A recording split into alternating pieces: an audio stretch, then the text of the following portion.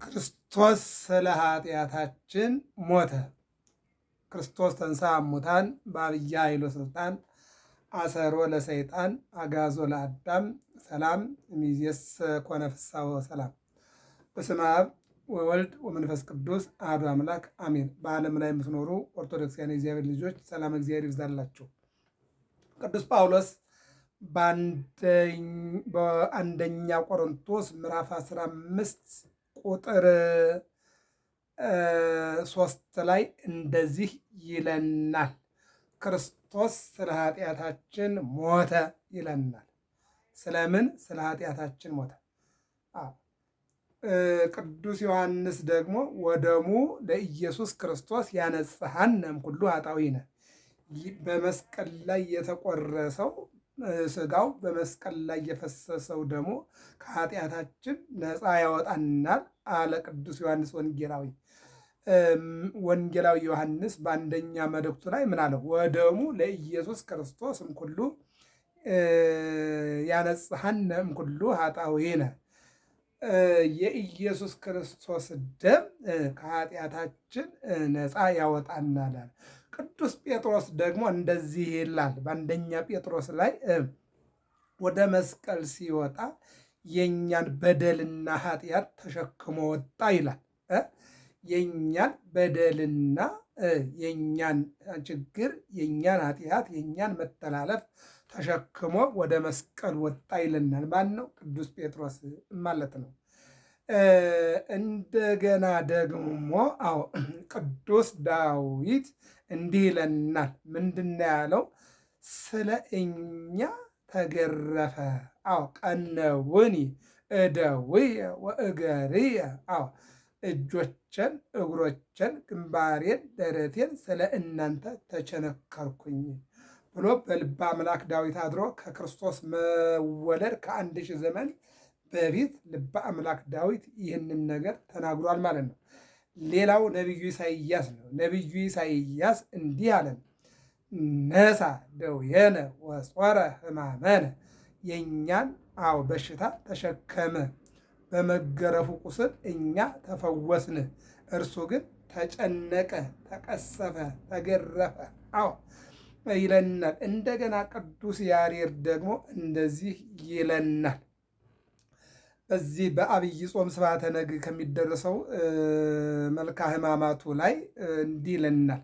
ከመ በግዕ የዋህ ወከመ ላሕም መግዝእ መሥዋዕተ መድኃኒት ትኩን ለቤዝወ ሰብእ፣ እነሆ እንደ በግ የዋህ ሆነህ፣ የዋህ በግ ወይም በግ የዋህነቱ የሚታረድበትን ሰይፍ ወይም ቢላ እየላሰ ይታረዳል። አንተም ደግሞ የምትሰቀልበትን መስቀል፣ ስጋ የሚቆረስበትን ደም የሚፈስበትን መስቀል ተሸክመ ቀራንዮ ወጣልና እንደ የዋህ በግ ለእኛ በግ ሆንክልን፣ የዋህ ሆንክልን። እና ምን አለ? ስለ ኃጢአታችን ሞተ። ምንድን ነው እሱ ማለት? ኦሪት ዘፍጥረት ምዕራፍ 3 ቁጥር 6 ላይ ከ7 ዓመት በኋላ ይላል አዳምና ሔዋን ገነት ከገቡ ከ7 ዓመት በኋላ ሰይጣን ወደ አዳምና ወደ ሔዋን ሂዶ የስህተት መርዙን ተፋ። ምን አደረገ? እግዚአብሔር ያዘዛቸውን ትእዛዝ እንዲያፈርሱ፣ ሕግ እንዲጥሱ፣ ክብሩን ደግሞ እንዲያዋርዱ ምን አላቸው? በለስን ብትበሉ እናንተ የሰማይም የምድርም አንተ ንጉሥ፣ አንቺን ንግሥት ትሆኛለሽ ብሎ አሳሳታቸው። በዚህ ነው እንግዲህ አዳም ለምን በላ ሲባል ሔዋን አለ። ሔዋን ደግሞ ለምን ቅጠል ቆረች ስትባል ሰይጣን ነው አለ። ሰይጣን ግን ተጠያቂ አልሆነም። ተጠያቂ የሆነው ማን ነው? የሰው ልጅ ነው፣ አዳም ነው። በሮሜ 5:12 ላይ በአንድ ሰው ምክንያት ኃጢአት ወደዚህ ዓለም መጣ። የአንድን ሰው ኃጢአት ለማንሳት ደግሞ ሁለተኛው አዳም ሰው ሆኖ በቀራንዮ ተሰቅሎ ስጋውን ቆርሶ ደሙን አፍሶ እነሆ ሞትን አነሳ ይለናል። በሔዋን ምክንያት የመጣው መከራ በድንግል ማርያም ተነሳ። በአዳም ምክንያት የመጣው ፍዳ በመድኃኔ ዓለም እነሆ ተወገደልን ይላል።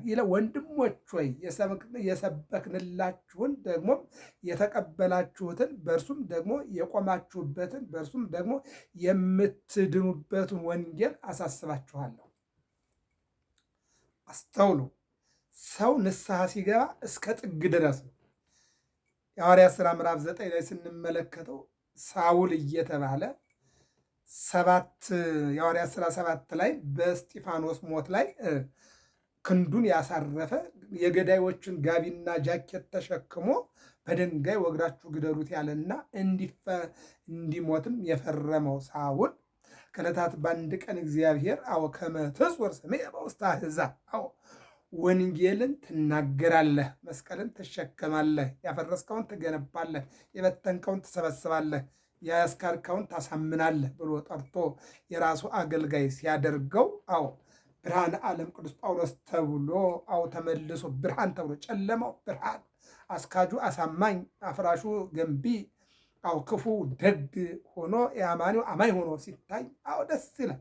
ወንድሞች ሆይ አለ የሰበክንላችሁን ደግሞም የተቀበላችሁትን በእርሱም ደግሞ የቆማችሁበትን በእርሱም ደግሞ የምትድኑበትን ወንጌል አሳስባችኋለሁ። የቆምንበት ምንድን ነው? ወንጌል ነው። ወንጌል የምንድንበት ምንድን ነው? ወንጌል ነው። እሱ መስቀል ላይ ቆሞ እኛ በመሬት ላይ እንድንቆም አደረገ።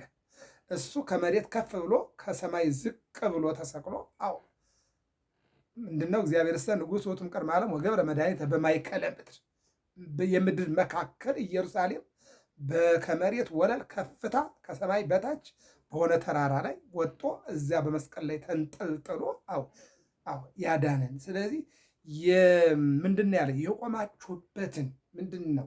ወንሰግድ ውስተ መካን ሀበ ቆመ እግረ እግዚእነ፣ ጌታችን መድኃኒታችን አንድም የጌታችን የኢየሱስ ክርስቶስ እግሮች በቆሙበት ቦታ እንሰግዳለን አለ። መስቀሉ እግሮቹ የቆሙበት መስቀል ወይም ቦታ ለእርሱ ምንና እንሰግዳለን አለ። ይህን ይናገርና በእርሱ ደግሞ የምትድኑበትን ወንጌል አሳስባችኋል። መዳን በማንም የለም። በማን ነው? በኢየሱስ ክርስቶስ እንድንበት ዘንድ መስገድ ለማን ነው? ፊልጵስዩስ 2 ላይ ይሰግድ ሁሉ ብርክ በስሙ ለኢየሱስ ክርስቶስ፣ ጉልበት ሁሉ ለኢየሱስ ክርስቶስ ይንበርከክ። መዳን በማንም እውነት ነው። ዋናው አዳኝ ማን ነው? እሱ ነው። ስጋውን ቆርሶ ደሙን አፍስሶ ያዳነ እሱ ነው።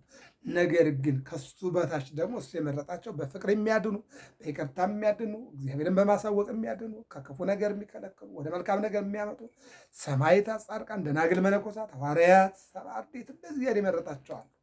ስለዚህ ምን አለ? የምትድኑበትን ወንጌል አሳስባችኋለሁ። ወንጌል ማለት ምንድን ነው? መጀመሪያም ወንጌል ፍቅር ነው። እግዚአብሔር ፍቅር ነው ይላል። አለቀ። ከዚህ የሚበልጥ ፍቅር ለማንም የለውም። ነፍሱን ስለ ወዳጆቹ መስቀል ላይ ተንጠልጥሎ ከማዳን የበለጠ እኔ ልሙት እናንተ ኑሩ ከማለት የበለጠ ፍቅር ምን አለ? እስመ አፍቀሮ እግዚአብሔር ለዓለም፣ እግዚአብሔር ዓለሙን ወዷልና። ፍቅር ሳበው ለወልድ ኃያል መንበሩ። የሰው ልጅ ፍቅር ሳበው እስከ ሞትም አደረሰው። ስለዚህ ወንጌል ስንል ምንድን ነው? ፍቅር ነው። ፍቅር ምንድን ነው እያለ ያለው? ወንጌል ምንድን ነው? ፍቅር ነው። ከዚያ ቀጥለ የምናየው ይቅርታ ነው፣ ሰላም ነው። ይህን ነው የሚነግረን። ምን ይላል? የተቀበላችሁትን በእርሱ ደግሞ የቆማችሁበትን በእርሱም ደግሞ የምትድኑበትን ወንጌል አሳስባችኋለሁ። ቤተ ክርስቲያን በየቀኑ በየአብያተ ክርስቲያናቱ ድምፅ ማጉያዋን አውጥታ አውቶሮንሷን ዘርግታ የምትናገረው ማሳሰብ ነው። ከክፉነት ደግነት፣ ከሌብነት ሰጭነት፣ ከገዳይነት አዳኝነት፣ ከበታኝነት ሰብሳቢነት መልካም ነው እያለች ታሳስባለች። የቅዳሴ ማርያም ምን ይላል? ኦ ድንግል አዘክሪ ሀበ መዘክር ይረስ ኩሉ፣ ከማይረሳ አንድም ወደማይረሳ አምላክ አሳስቢ። ለዚህ ቤተ ክርስቲያን ወደማይረሳ አምላክ ሕፃናት በሕፃናት፣ ወጣቶች አረጋውያን በአረጋውያን ያሉትን ባሉበት ደረጃ ያለፉትን ባለፉበት ደረጃ ቤተ ክርስቲያን በቅዳሴው በማሕሌቱ በወንጌሉ ምን ላይ ታሳስባለች። ይህን ነው የምትድኑበትን ወንጌል አሳስባችኋለሁ። ማሳሰብ እኮ ነው። በቅዳሴው በማሕሌቱ ማሳሰብ። አትርሱኝ ያሉትን ይደረግልን ያሉትን ስለታችሁ ይሰማ፣ ይሁንልን ያሉትን ይሁንላችሁ እያልን በከንቱ ካላመናችሁ በቀር ብታስቡት በምን ቃል እንደሰበኩላችሁ አሳስባችኋለሁ። አዎ በምን ቃል እንደሰበኩላችሁ። አዎ ለእኛ ሲል ተሰደደ፣ ለእኛ ሲል ተሰቃየ፣ ለእኛ ሲል ተገረፈ፣ ለእኛ ሲል ተቸነከረ፣ ለእኛ ሲል በምስማር ተቸነከረ፣ በጦር ተወጋ፣ ሆምጣጤ ጠጣ፣ ጭንቅላቱን እንደ እባብ ተደበደበ በበትር፣ ፊቱን በጥፊ ተመታ፣ ጀርባውን በጅራፍ ተተለተለ። ለማን? ለእኛ ሲል። እንዴት እንደሰበኩላችሁ። አዎ እኔ ደግሞ የተቀበልሁትን ከሁሉ በፊት አሳልፌ ሰጠኋችሁ እንዲህ ብዬ መጽሐፍ እንደሚል ክርስቶስ ስለ ኃጢአታችን ሞተ፣ ተቀበረ። አዎ ስለኛ ሞት፣ ስለ ኃጢአታችን እኔ ደግሞ የተቀበልሁትን ምንድን የተቀበለው? አንተ የምታሳድደኝ የናዝሬቱ ኢየሱስ ነኝ። ድምፁን አሰማው። ሳውል ሳውል ለምን ትሰድደኝ? የሐዋርያት ሥራ ምዕራፍ 9 ለምን ታሳድደኛለህ ሲለው ድምፅህን እሰማለሁ አላይህም፣ ለመሆን የምታናግረኝ አንተ ማን አለው። አንተ የምታሳድደኝ የናዝሬቱ ኢየሱስ ነኝ። ምዕመናንን ከዋሉበት አላውን ካደሩበት አላሳድር ብለህ በቀን በሌሊት አዎ የምታሳድድ አንተ፣ እኔ ናዝሬቱ ኢየሱስ ነኝ። እኔ ናዝሬቱ ኢየሱስ ነኝ። ስለዚህ ይህ ስም ሰይፍ ነው፣ ይቆርጣል። ሰይፍን ብትቆምበት ይቆርጣል እንጂ አትቆርጠውም። ይህ ቃልም እነሆ አልፈው ብተት ቆርጦ ይጥልሃል። ካመንክበት ደግሞ ምግብ ይሆናል፣ ልብስ ይሆናል። ካመንክበት ደግሞ መጋረጃ ይሆናል፣ ኃይል ይሆናል፣ ጽናት ይሆናል። ካመንክበት ደግሞ ይህ ቃል አምላክ ነው አለው። ይህን ነገር ይህ ቃል ሰማይና ምድር፣ ሰማይ ከላይ የተሰቀለበት መሬት በዋጀራ የተመሰረተበት ይህ ቃል ነው። ስለዚህ እንዳታልፈዋል። ይህን ነው የሚነግረን። ይህን ይልና ምን አለ? መጽሐፍ እንደሚል ክርስቶስ ስለ ኃጢአታችን ሞተ፣ ተቀበረ። ስለማለት ወበእንተ ኃጣውኢነ፣ ስለኛ ኃጢአት እሱ ተሰቃየ። ስለኛ ኃጢአት፣ ስለኛ በደል እሱ ምን አደረገ? ጥጦስን ጠይቁት የማናይን አሁንም እግዚአብሔርን በመስቀል ላይ ሆነ አትፈራውምን? የሉቃስ ወንጌል 23:31 አትፈራውምን? መስቀል ላይ ተንጠልጥለህ አንተ በገመድ ታስረህ እሱ በሚስማር ተቸንክሮ አንተ እየተዝናና እሱ እየተጨነቀ አሁንም እግዚአብሔርን አትፈራውምን? እሱ ለቤዛ ዓለም ነው የመጣው። አንተ እኮ አንተና እኔ ከበደልነው ካጠፋነው፣ አዎ የተሰቀልንበት እኮ የተቀጣነው ቅጣት ትንሽ እኮ ነው እኮ። ንብረት ዘርፈናል፣ ትዳር ፈተናል፣ ቋንጃ ቆርጠናል፣ አንገት ከልለናል፣ ሕፃናትን ያለ ጧሪ ያለ ቀባሪ ያስቀርተናል። የእኛ እኮ ፍርድ ትንሹ ነው። አትፈራውምን? አዎ ያለ ኃጢአት እኮ ነው የተሰቀለው። ለዚህ ነው ወበእንተ ኃጣውኢነ፣ አዎ እነሆ ስለ ኃጢአታችን፣ አዎ ለእኛ አምላክ ምንድን ነው በመስቀሉ ጸሮ አግረረ ወልድ ዘዓለም ፈጠረ። አዎ በመስቀል ላይ ሆኖ ጠላቱን ሊያስወግድ ዓለምን የፈጠረ ጌታ በመስቀል ላይ ተንጠለጠለ። ይልቁንም አምላከ ሰላም፣ አዎ እነሆ የሰላም አምላክ እምኩሉ ተለዓለ፣ ከሁሉ ከፍ አለ። ምክንያቱም ተሰቅሎ ዓለሙን ያዳነ፣ ተሰቅሎ ህዝቡን ያዳነ፣ እሱ ተጎድቶ ህዝቡን ያዳነ የለም፣ አዎ ሊኖርም አይችልም። ስለዚህ ነው የሚናገረው። ስለዚህ መጽሐፍ እንደሚል ክርስቶስ ስለ ኃጢአታችን ሞተ ተቀበረ የሚልና መጽሐፍም እንደሚል በሦስተኛው ቀን ተነሳ አለ። መሰከረ ቅዱስ ጳውሎስ። መጽሐፍም እንደሚል በሦስተኛው ቀን ተነሳ። መጽሐፉ ምን ይል ነበር? የማቴዎስ ወንጌል ምዕራፍ 12 ላይ እነሆ አው እንድናምንብህ ሙሴ የኤርትራን ባህር ከፍሏል። ባህር ከፍለህ አሳየንና እንመንብህ። አው ባህሩን የከፈለው ማን ነው? ሙሴ ነው። ሙሴ ጠየቀ፣ የከፈለው እግዚአብሔር ነው። እንደ ኤልያስ ዝናብ አቁምና እንይህ እንመንብህ። ኤልያስ ነው ዝናብ ያቆመው? እግዚአብሔር ነው። ኤልያስ ጠያቂ ነው። አዎ ይቀጥላል። እንደ ጌዲዮን ጸምድ ዘርግተህ እንይህ። እውነት ነው። ጌዲዮን ጸምድ ዘርግቷል። ጠሉን ያወረደው ማን ነው? እግዚአብሔር ነው።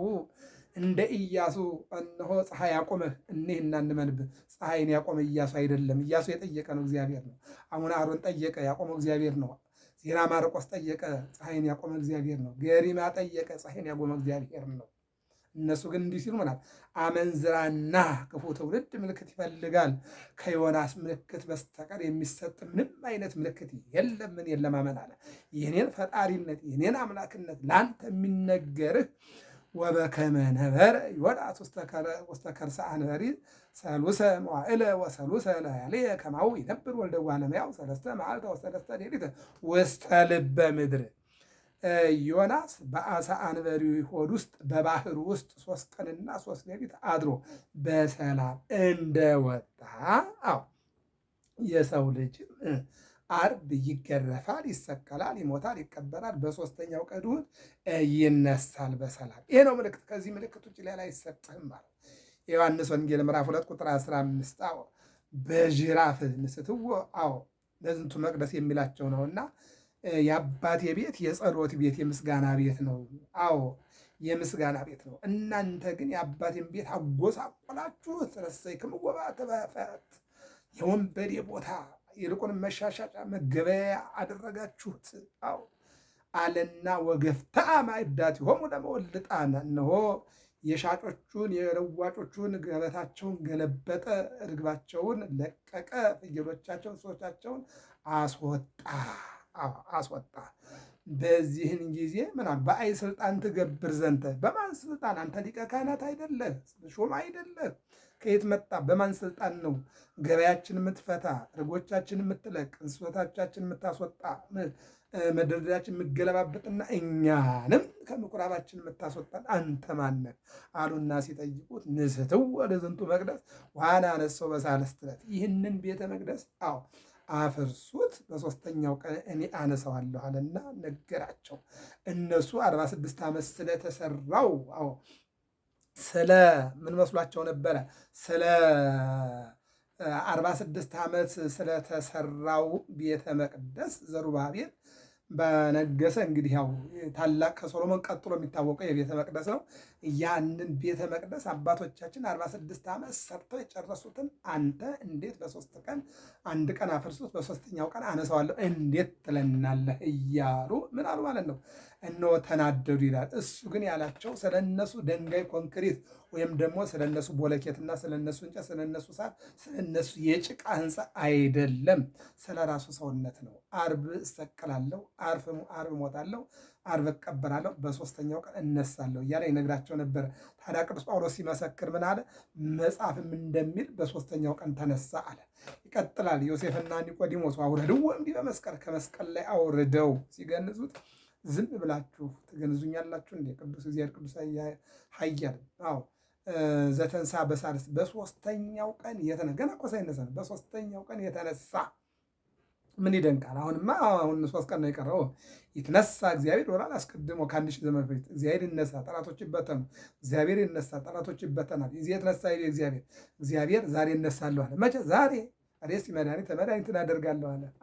ጠላት ይበተናል፣ መድኃኒት አደርጋለሁ አለ። ስለዚህ እነሆ የሚነሳ አምላክ እያላችሁ ገንዙኝ አላቸው። አሁን ቅዱስ ጳውሎስ ምን አለ? መጽሐፍም እንደሚል በሦስተኛው ቀን ምን አለ? ተነሳ። በሦስተኛው ቀን ምን አለ? ተነሳ። ለኬፋም ታየ፣ በኋላም ለ12ቱ አለ።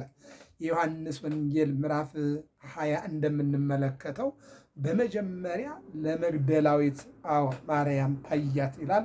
ከዚያ ቀጥሎ ለጴጥሮስ፣ ከዚያ ቀጥሎ ለዮሐንስ፣ ከዚያ ለሁሉም ይላል። በቤተክርስቲያናችን አስተምሮ ደግሞ መጀመሪያ የታያት በዚህ በትርጓሚያችን ማለት ነው በሃይማኖተ አበው ማነው በግብረ ሕማማትና በተአምረ ኢየሱስ ላይ ደግሞ መጀመሪያ ያየችው ማናት? ድንግል ማርያም ናት። እናቱ ናት። መጀመሪያ ያየችው እናቱ ናት። ምክንያቱም ልጅ ቢሮጥ እናቱን አይቀድምም። ሴቶች ቢሮጡ ድንግል ማርያምን አይቀድም፣ በምን አይቀድም።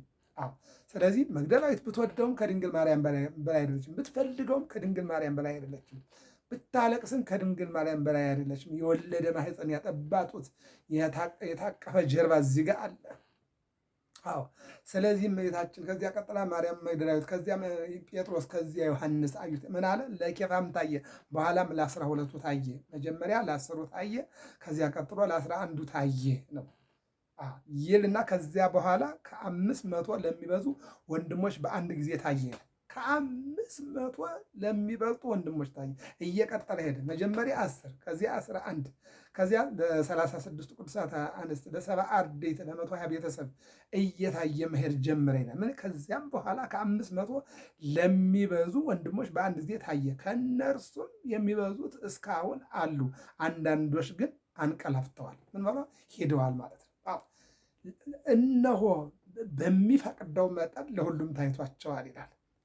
መጀመሪያ ለእናቱ ለድንግል ማርያም፣ ከዚያ ለመግደላዊት ማርያም፣ ከዚያ ለጴጥሮስ፣ ከዚያ ለዮሐንስ፣ ከዚያ ለሁሉም ሐዋርያት አለ ሄደና ከዚያ ቀጥሎ ደግሞ ለቅዱሳት አንስት። አዎ ከዚያ ቀጠለና ደግሞ እንደውም ከ500 ለማያንሱ ለሚበልጡ ለብዙዎቹ ታያቸው ይልና አሁን ብዙዎቹ አልፈዋል፣ አንቀላፍተዋል፣ ብዙዎቹ ግን አሉ፣ ምስክር ናቸዋል። የክርስቶስ ምስክር እንድንሆን የአምላካችን የእግዚአብሔር መልካም ፈቃድ ይሆንልን። ይቀጥልና ከዚህ በኋላ ለያዕቆብም ኋላም ለሐዋርያት ሁሉ ታየ ይላል። ከዚህ በኋላ እየቀጠለ ይላል። አርኅዮ ለቶማስ ርግዘተ ገቦሁ፣ ለቶማስ የጎኑን መወጋት፣ ወለእንድርያስም ቅንዋተ እደዊሁ፣ ለእንድርያስም የእጁን ቅንዋት አሳየ ይልና ከዚያም በኋላ ለያዕቆብ ኋላም ለሐዋርያት ሁሉ ታያቸው። አይ ቅዱስ ጳውሎስ እናትዬ የትናንቱ ክደት ዛሬ በምስክርነት ሲመለስ ይሄ ነው መልስ እኮ ነው። ለዚህ ንስሐ ማለት እነሆ መመለስ፣ ራስን መፈለግና ፈልጎ ማግኘት ማለት እንደሆነ ከሁሉም በኋላ እንደ ጭንጋፍ ለመሆን ለእኔ ደግሞ ታየ። ይሄ ነው ትሕትና። እንግዲህ አያችሁ ሰው ሲለወጥ አምላኩን ያያል። ኢየሱስ ክርስቶስ የዓለም መድኃኒት ነው፣ የዓለም አምላክ ነው አይደል? የተወለደው ግን የት ነው? በረት ከብቶች፣ እንስሳት፣ ፍጋፍግ፣ ትላትን ያለበት ቦታ ላይ ትሕትናውን አየው። የተጠመቀው ምንድን ነው? በውሃ በመንፈቀ ሌሊት ጀርባን ቀዶ የሚጥል የተቀበረው ምንድን ነው? በመቃብር አዲስ መቃብር። አዎ በሳጥን አይደለም መቃብር፣ ዝም ብሎ አዲስ መቃብር። ሌላ ውስጥ የሐዋርያትን እግር ዝቅ ብሎ ያጠበ ማን ነው? ኢየሱስ ክርስቶስ። አሁን ወደ ጳውሎስ እንምጣ።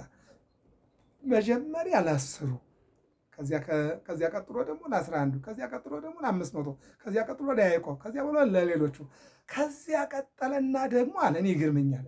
ከዚያ ቀጠለና ደግሞ ከሁሉም ለማንስ ለእኔ አለና እንደውም ራሱ ምን አደረገው? ጭንጋፍ ለመሆን አለ። ማን ነው ዛሬ ራሱ እኔ ጭንጋፍ ነኝ የሚል ማን ነው? ከሁሉም በኋላ እንደ ጭንጋፍ ለመሆን ለእኔ ደግሞ ጭንጋፍ ማለት ምንድን ነው? ፍየል፣ በግ፣ ላም አርግዛ ቆይታ ትጨነግፋለች። አይወለድም ማለት በቃ መንገዱ ይቋረጣል ማለት ነው። ጭንጋፍ ማለት ያ ነው። በሰው አለ ሰው አሁን እንኳን ራስህን እኔ ጭንጋፍ ነኝ ልትል ጭንጋፍ ሰው ቢልህ ዝም ብለህ ታየዋለህ። ድንጋይ ትወረውራለህ። ያለ የሌለ ኃይልን ተጠቅመህ ብድርክን ትመልሳለህ። ጭንጋፍ ቢልህ ሌላ ትላለህ። ግን ራሱን ጭንጋፍ አለ። ማነው ራሱን አሁን ጭንጋፍ የሚል? የጭንጋፍ ልጅ ቢሉት ዝም ብሎ ቆሞ የማይመራ እንትና እንመልከተው ደግሞ ቅዱስ ዳዊት እንመልከት። መዝሙር 21 ላይ አንሰ ዕፄው አኮሰ፣ እኔ ምንድን ትል ነኝ። አሁን አንድ ሰው ተነስቶ ትል ቢልህ ዝም ትለዋለህ? አንተ ትል ቢልህ እንዴት ብትንቀኝ ነው እንዴት ቢንቀኝ ነው ትል የሚለኝ አይደል የምትለው? እሱ ግን ምን አለ? እኔ ምንድን ነኝ? ትል ነኝ ምናምን ነኝ አለ። አሁን ሰው በሃይማኖቱ በማንነቱ እንዲህ ራሱ ዝቅ አድርጎ እኔ ትል ነኝ የሚላል። የቁንጅና ውድድር፣ የመልክ ውድድር፣ የቅባት ውድድር፣ የሽቶ ውድድር፣ የመልክ ውድድር፣ እያንዳንዱ የቴክኖሎጂ ውጤቶች ውድድር በምናይበት ዓለም ላይ ራሱን ሌላ ሰው ለማድረግ በሚቀባባ በሚኳኳል ትውልድ ላይ አንተ ትልህ ብትለው እንዴት ይመለከታል? እንዲህ ወደ ኦሪት ዘፍጥረት ምዕራፍ 18 አብርሃም እንመልከት። አብርሃም እኔ አፈር ነኝ አለ። ምን አለ? አፈር ነኝ። አሁን አንዱ መንገድ ላይ አፈር ነህ ብትለው ምን ይላል? ነኝ ይልሃል። አፈር ብላ ነው የሚለው። አፈር ብላ ነው የሚለው። አፈር ያብላችሁ ነው የሚለው። እሱ ግን እኔ አፈር ነኝ፣ ትቢያ ነኝ። ትቢያ አፈርም ትቢያም ስሆን እኮ ነው ያለው አብርሃም አይደል? አንተ ትቢያ ብትለው ቁሞ የሚያይማናል። አንቺ ትቢያ ብትላት ቁማታ ያለች፣ አንቺ አፈር ነሽ ብትላት ቁማታ። እውነት ነው፣ አፈር ነው።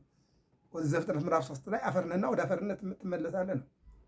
አዎ መነሻችን አፈር ነው፣ መድረሻችንም አፈር ነው። ግን ሰው አያምንም። ግን ሰው አስፋልት ላይ ኪል በምትል ሚዛን ላይ ይቆምና ስንት ኪሎ ነኝ ይላል። ብትመዝነውም 80 ኪሎ አፈር እንጂ ወርቅ አትሆንም። ይህንን አናስተውልም። እግዚአብሔር የሚያውቀው ማለት ነው። ቅዱስ ጳውሎስ ምን አለ? እኔ ምን አለ? እኔ ጭንጋፍ ነኝ አለ። ቅዱስ ዳዊት ምን አለ? እኔ ትል ነኝ አለ። አዎ ቀጠለና አብርሃም ምን አለ? እኔ አፈርም እኔ ትቢያም ነኝ አለ። እንዲህ ከሁሉ ለማንስ አቤት የሐዋርያት እኮ ጉዞ እናንተ። አዎ ዮሐንስ አንተ ማነህ? ነቢይ አይደለሁም። አዎ አይደለም፣ መንገድ ጠራጊ ነኝ ትላለህ። መንገድ ጠራጊ ይህንን ስራ የስራ መስክ ትቀበለዋለህ። እኔ ምንድን ነኝ? መንገድ ጠራጊ ነኝ። የጫማ ጠፍር ፈች ነኝ፣ መንገድ ጠራጊ ነኝ። የትናንት የአባቶቻችን ታሪክ ይሄ ነው። ራስን ዝቅ አድርጎ ጌታም ማቴዎስ ወንጌል ምዕራፍ 18 ላይ አዎ ዝቅ ያለ ከላይ ይሆናል፣ ከኋላ የሆነ ወደፊት ይሆናል ይላል። ዘአታተ ርእሶ ይትለዓል ወዘአላለ ርእሶ ይትያት። ራሱን ከፍ ያደረገ ዝቅ ይላል፣ ራሱን ዝቅ ያደረገ ከፍ ይላል። ለዚህ ነው አባቶቻችን ዝቅ በልና ውጣ ወደ ላይ በክብር ውጣ፣ በብልጣብልጥነት አይደለም ይህን ይላል። ስለዚህ እኔ ጭንጋፍ ነኝ አለ። እኔ ከሐዋርያት ሁሉ የማንስ ነኝና። አሁን የዘመናችን አገልጋይ እንዲህ ብሎት ይላል፣ እኔ ከማን አንሳለሁ ነው። ይገርመኛል። አሁን አዲስ አበባ ላይ በጣም ብዙ አገልጋይ አለ፣ ግን ማን ከማን አንሼ ነው እንጂ ከኔ እከሌ ይበልጣል የሚል የለም። ማንም ይህን አይፈልግም፣ መበለጥን የሚፈልግ የለም። ሐዋርያው ቅዱስ ጳውሎስ ግን ምን አለ? እኔ ከሐዋርያት ሁሉ የማንስ ነኝና አለ። እኔ ከሐዋርያት የማንስ ነኝና። ቤተክርስቲያን ያጣችው ይህንን ነው። እከሌ ከኔ ይበልጣል፣ እኔ ከከሌ አንሳለሁ። እንደዚህ ነው። ትናንትና ላይ ማህሌቱ ላይ መስቀሉ ይዘው አንተ ምራ፣ አንተ ምራ፣ አንተ ቅኔ ተቀኝ፣ እንዲህ ነበር። አንተ ስበክ፣ እኔ እንደዚህ ነበር። አሁን ላይ ግን ከኔ በላይ አዋቂ የለም፣ ከኔ በላይ ዘማሪ የለም። እኔ ካልጋገርኩት ከምጣዱ አይወጣም፣ እኔ ካልወጠወጥኩት ወጡ አይጣፍጥም፣ ጨው አይመጣጠንም ብሎ የመወሰን ጉዳይ ነው የምናየው። ያሳዝናል። እዚህ ውስጥ ላይ ነው ያለው። ቅዱስ ጳውሎስን ያድርገን። ምን አለ? እኔ አለ ከሐዋርያት ሁሉ የማንስ ነኝ። እንዲህ አይነት ትሕትና ያሳየን መድኃኔዓለም ቅዱስ ሚካኤልን እስመ በትሕትና ረከበ ልዕልና ይላል። ራሱን ዝቅ በማድረግ ልዕልና ያደረገ፣ ራሱን ከፍ በማድረግ ደግሞ ውርደትን ያመጣ ሳጥናኤል ራሱን ፈጣሪ ለማድረግ ሞክሮ መዋረድን አመጣ፣ መውደቅን አመጣ። ከሙሉነት ወደ ጠባብነት ተወስኖ በጨለማ ውስጥ እንዲኖር አደረገው። ቅዱስ ሚካኤል የተወሰነ አይደለም። ዓለም በሙሉ የቅዱስ ሚካኤል የአገልግሎት መስመር ነው። መውጫና መውረጃ ነው። ነፃ የማውጫና መመገቢያ ነው። ከእግዚአብሔር ጋር ማገናኛ ድልድዩ ነው ዓለም በሙሉ። ሳጥናኤል ግን በጨለማ ብቻ ተወስኖ ይኖራል። ለምን? ፍጡርነቱን ትቶ ፈጣሪ ለመሆን ፈልጎ ከፍታን ሲፈልግ ውድቀትን አመጣ። ቅዱስ ሚካኤል ደግሞ በትሕትናው ከዝቅታ ወደ ልዕልና ወጣና የሳጥናኤልን ቦታ ያዘና ሊቀ መላእክት፣ ሊቆሙ ለመላእክት ሚካኤል፣ የመላእክት አለቃቸው ሚካኤል ነው እንዲባላል። አየው፣ እግዚአብሔር ከፍታ ይሰጣል፣ ከፍ ያደርጋል። ይህን ነው ቅዱስ ጳውሎስ ምን አለ? እኔ ከሐዋርያት ሁሉ የማንስ ነኝና የእግዚአብሔርን ቤተክርስቲያን ስላሳደርሁ ሐዋርያ ተብዬ ልጠራ አይገባኝም። አቤት ንስሐ! ይሄ እኮ ነው። እኔ ከሐዋርያት ሁሉ የማንስ ነኝና አለ። ራሱን ዝቅ አደረገ። ይህ ነው እንግዲህ ራሱን ዝቅ አደረገ። ከክርስቶስ መማር ምንድን ነው? አንትሙኒ ከመዙ ግበሩ ለቤጽክሙ፣ መምህራችሁ ስሆን እግራችሁን አጠብኳችሁ። መምህራችሁ ስሆን ምሳሌያችሁ ሆኑ። እኔ መምህራችሁ ስሆን አስተማርኳችሁ። መምህራችሁ ስሆን ባደርኩበት አደራችሁ፣ በዋልኩበት ዋላችሁ። የቃሌን ትምህርት የእጄን ታምራት አያችሁ። መምህራችሁ ስሆን ዝቅ ብዬ እግራችሁን አጠብኩኝ። አንትሙኒ ከመዝ ግበሩ ለቤጽክሙ፣ እናንተም ለወንድሞቻችሁ፣ ለጓደኞቻችሁ፣ ለእናታችሁ፣ ለአባታችሁ እንደዚህ አድርጓል። ታዲያ ቅዱስ ጳውሎስ ምን አለ? እኔ ከሐዋርያት ሁሉ የማንስ ነኝና የእግዚአብሔርን ቤተ ክርስቲያን ስላሳደዱ ሐዋርያ ተብዬ ልጠራ የማይገባኛል። የሐዋርያት ሥራ ምዕራፍ 9 ላይ ከባለስልጣኑ ፈቃድ አውጥቶ ቤተክርስቲያን ሊያቃጥል፣ አገልጋዮቹን ሊገል፣ ሊያስር ወጥቶ ነበረ። እግዚአብሔር መንገድ ላይ ያስር። እግዚአብሔር ያልፈቀደው መንገድ አይሆንም። ዮናስ እግዚአብሔር ባልፈቀደው መንገድ ሲሄድ መንገዱን መርከቡን ይዞበታል፣ ተመልሷል። ጳውሎስንም መልሶታል እግዚአብሔር። አሁንም በቤተክርስቲያን ላይ የማይሆን መንገድ የሚጓዙትን እግዚአብሔር ይመልስልን። ከቤታችንም ወጥተው ወደማይሆን መንገድ የሚጓዙትን እግዚአብሔር ወደ ቀደመው መንገዳቸው ይመልሳቸው። ኤርምያስ ምን ይላል? መንገድ ላይ ቅሙ፣ እውነተኛዋን መንገድ ፈልጉ፣ ለነፍሳችሁም እረፍት ለስጋችሁም ሕይወት በዛች መንገድ ላይ ታገኛላችኋል። እስመ መቃን ወጠዋይ መኋራ፣ እነሆ መንገዷ ጠባብ ነው። ጻድቃን ይሐውርወን፣ ጻድቃን ይሄዱበታል። ወኃጥአን ይስሕንወን፣ ኃጥአን ግን እነሆ አይችሉም። ዘእንበለ ትብጻሕ ግብተ አሰንዩ ፍኖተ፣ መንገዳችሁን ዕለተ ምጽአት ሳትመጣ መከራ ሳይመጣ አሰንዩ። መድኃኒተ እመቤዛዊተ ወቅድስተ በድንግል ማርያም። ስለዚህ እመቤታችን መንገድ ናት። ወንጌል መንገድ ነው። ሃይማኖት መንገድ ነው። ቤተክርስቲያን መንገድ ናት። አገልግሎት መንገድ ነው። መንገዳችሁን አሳምሩ ይለና መንገዳችን እንድናሳምር እግዚአብሔር ይርዳል። ምን አለ? የእግዚአብሔርን ቤተክርስቲያን ስላሳደርሁ ሐዋርያ ተብዬ ልጠራ የማይገባኝ አለ። ያጣነ ነው። ነገር ግን በእግዚአብሔር ጸጋ የሆንሁ እኔ ነኝ። ለእኔም የተሰጠኝ ጸጋው ከንቱ አልነበረም፣ ከሁላቸው ይልቅ ግን ደከምሁ። ዳሩ ግን ከእኔ ጋር ያለው የእግዚአብሔር ጸጋ ነው እንጂ እኔ አይደለሁ። ይሄን ነው አሁን ትውልዱ ያጣው። ከእኔ ጋር ያለው የእግዚአብሔር ጸጋ እንጂ የኔ አይደለም። እኛ ጋር አሁን የተቸገርነው፣ አዎ አንደበቱ የኔ ነው፣ ምስጢሩ የኔ ነው፣ እውቀቱ የኔ ነው፣ እኔ ነኝ አገልጋይ፣ እኔ ነኝ ሰባኪ የሚለውን አሁን ግራ ያጋባ። ቅዱስ ጳውሎስ ግን ምን አለ? በእኔ ጋር ያለው የእግዚአብሔር ጸጋ ነው አለ። ከኔ የሆነ ነገር የለም አለ። ቀጠለና እንደው ምን አለ? ከእግዚአብሔር ያገኛችሁትን ጸጋ እንዳትጥሉ ተጠንቀቁ አለ። አዎ ይህን ጸጋ እንዳንጥል እንድንጠብቅ እግዚአብሔር ይርዳን። አንደኛ ቆሮንቶስ ምዕራፍ 15 ቁጥር 1 እስከ 10 ድረስ ያለውን ተመልክተናል። ይቀጥላል፣ እንቀጥልበታለን። እግዚአብሔር አምላክ ሀገራችን ሰላም ያድርግልን። ገብረ መስቀል ሚዲያ ነው። ሰብስክራይብ፣ ላይክ፣ ሸር አድርጉ፣ ፎሎ አድርጉ። የእግዚአብሔርን ሀሳብ እንማማር። የንስሐ ጊዜ ያደለን መድኃኔዓለም